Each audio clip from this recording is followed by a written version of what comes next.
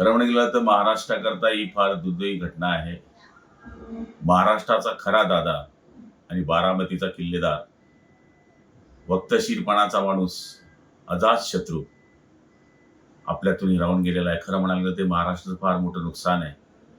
ते कोणत्या पक्षाचे होते पेक्षा ते सगळ्यांचे दादा होते. सभागृहामधलं त्यांचं शिस्त पद्धतीनं वागणं, कोणाशीही बोललं तर 5 मिनिटांमध्ये ते रागवणं, विसरणं आणि सगळ्यांवर प्रेम करणं, विकास हाच त्यांच्या मनातला ध्यास होता. आज महाराष्ट्राला ही फार मोठी पोकळी निर्माण झालेली आहे. ही पोकळी कधी न भरून निघणारी आहे. हे फक्त पवार कुटुंबाचं दुःख नाही, हे आमच्यासारख्या, तुमच्यासारख्या दीनदलित, पीडित, शोषित सगळ्या लोकांचं भयानक दुःख आहे.